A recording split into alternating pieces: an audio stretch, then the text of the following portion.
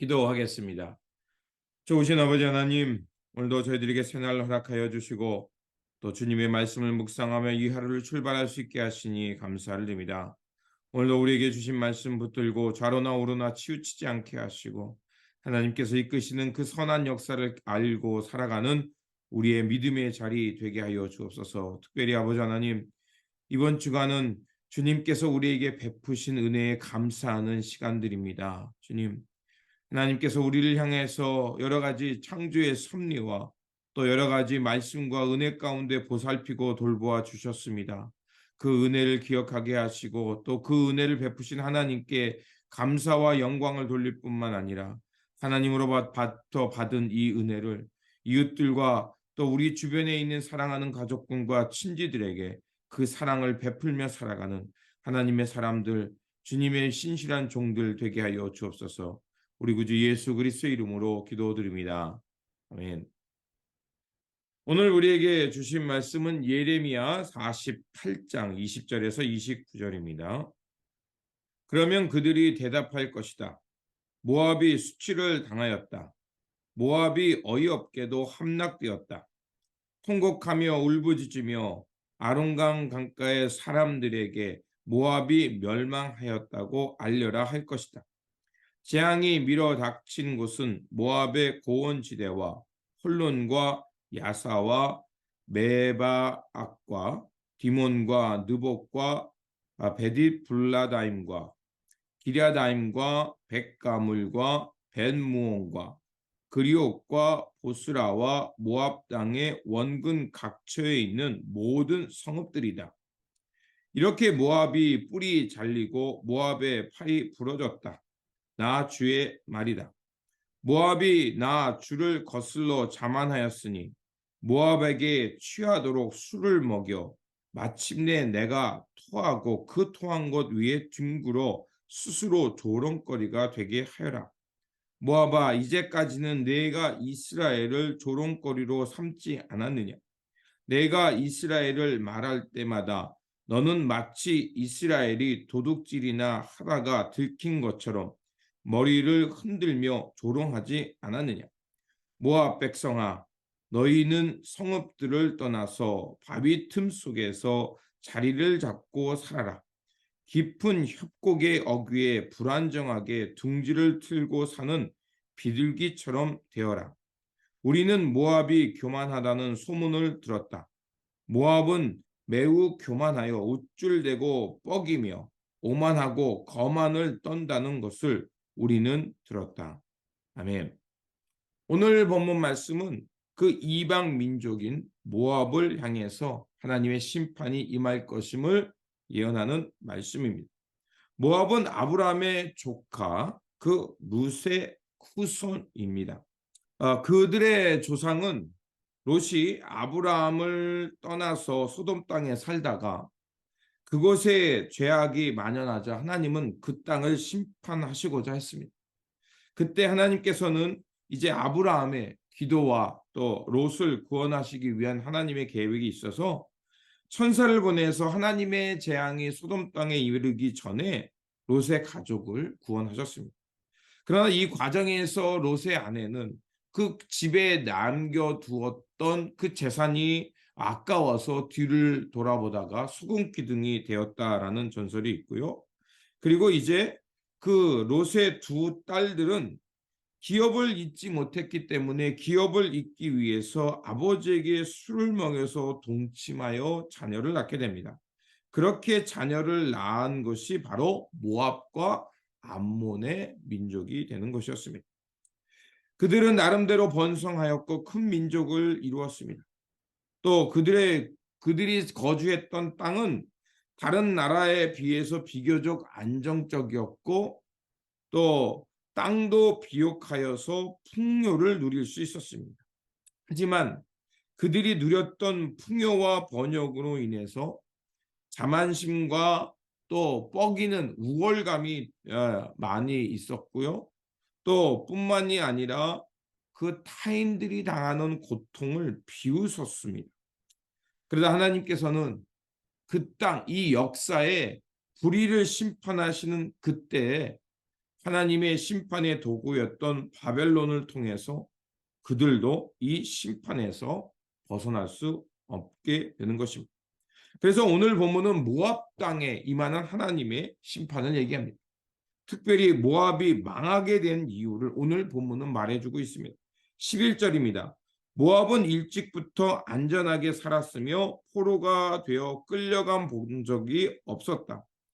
이 그릇 저 그릇이 옮겨 담지 않아서 찢기기가 곱게 가라앉은 맑은 포도주와 같았다.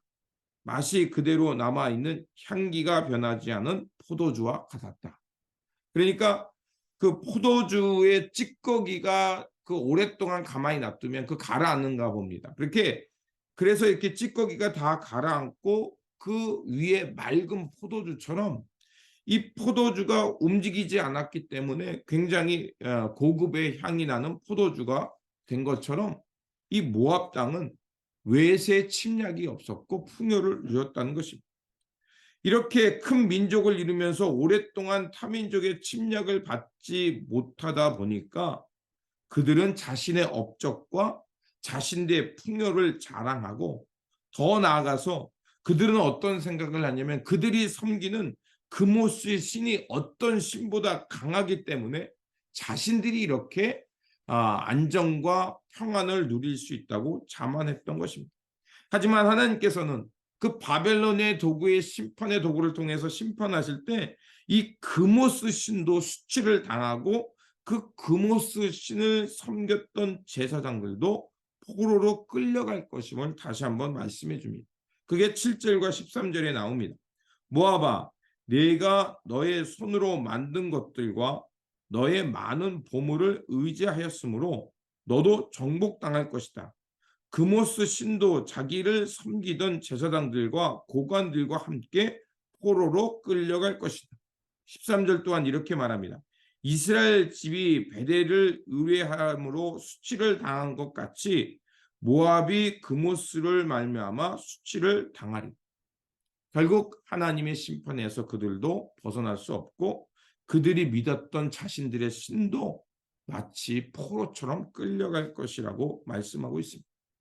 그렇습니다. 그들이 아무리 큰 민족을 이루고 지금 당장 풍요와 번영을 이루고 자신들이 신이 위대하다라는 착각이 있었지만 하나님께서 내리시는 그 불의에 대한 심판에서는 벗어날 수 없었습니다.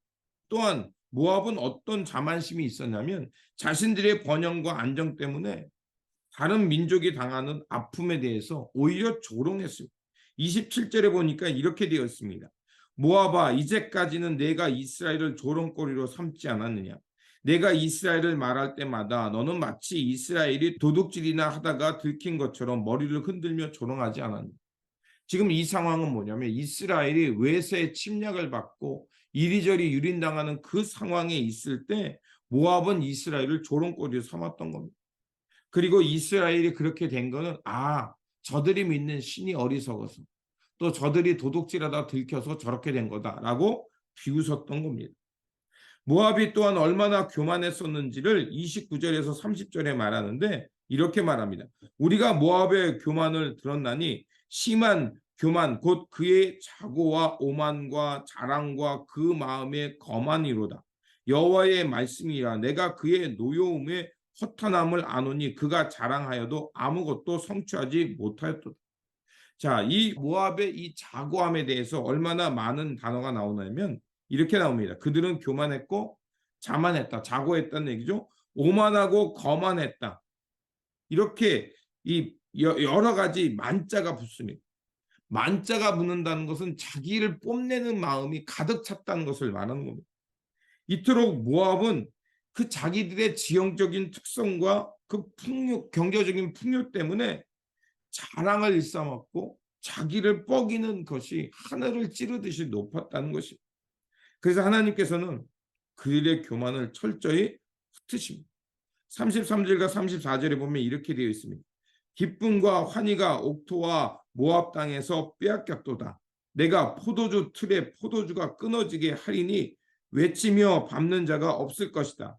그 외침은 즐거운 외침이 되지 못하리로다.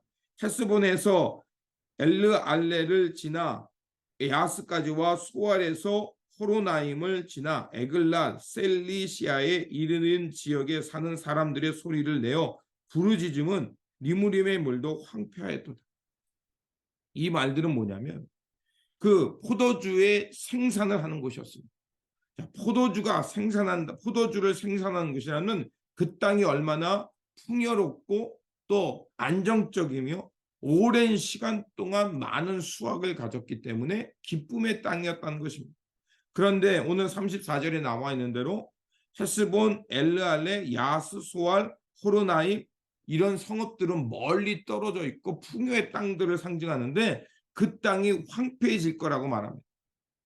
바로 이것은 뭘 말하냐면 그 모압의 전체가 다 황폐해지고 너희들이 자랑하는 그 포도주가 넘치는 땅, 즉 풍요와 기쁨이 넘치는 땅에 비극이 가득할 것임을 말하고 있는 것입니다.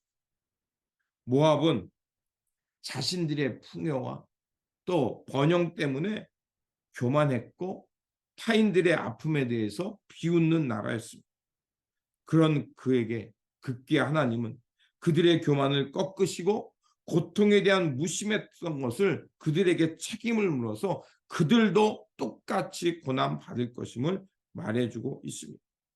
그렇습니다. 잠깐의 풍요와 번영으로 인해서 그것이 영원할 것이라고 생각해서는 안 되는 것입니다. 또한 그것이 나에게 있다고 해서 자만하거나 또 오만한 삶을 산다는 것은 하나님 앞에서 진노의 대상이 된다는 것입니다. 세상적 풍요와 번영은 언제든지 하나님 앞에서 깨어질 수 있는 것이고 질그릇처럼 버림받을 수 있다는 것을 알아야 합니다. 그렇게 우리의 눈에 보이는 것에 우리의 마음을 두는 것이 아니라 보이지 않는 하나님의 말씀과 하나님의 뜻, 그것에 우리의 몸과 마음을 두어야 할 것입니다. 그러므로 우리의 마음과 중심이 어디를 향해 가고 있는지 늘 살피면서 역사의 주관자이신 하나님께 우리의 몸과 마음을 두어야 할 것입니다. 그리고 주님 앞에서 내가 잠깐 누리는 번영과 풍요 때문에 오만해질 것이 아니라 늘 겸손하여서 주님께서 이끄시는 그 진리의 역사, 또 주님께서 이루어가시는 그 참 생명의 역사를 향해 우리의 몸과 마음을 두고 그것을 향해 나아가는 저와 여러분들의 삶의 자리가 되시기를 주님의 이름으로 축원드립니다. 기도하겠습니다. 역사의 주관자이신 하나님, 모압은 요셉과 같은 지형과 비옥한 땅으로 인해 평화를 누리다 그만 교만해졌습니다. 또한 자신들이 믿는 그모스 신이 위대하여 모든 전쟁에서 이길 수 있다고 착각했습니다.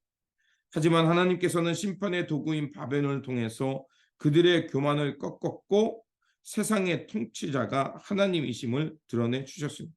주님, 우리도 세상적 번영과 풍요로 인해서 교만해지지 않게 하시고 역사의 주관자이신 하나님을 바르게 알고 살아가게 하여 주옵소서. 그래서 늘 주님 앞에서 겸손하게 하시고 늘 깨어 살면서 분별력을 갖고 하나님께서 이끄시는 진리와 생명의 역사를 향해 살아가는 저희들이 되게 하여 주옵소서. 오늘도 살아서 역사하시며 생명의 길로 인도하여 주시는 우리 구주 예수 그리스도 이름으로 기도드립니다. 아멘.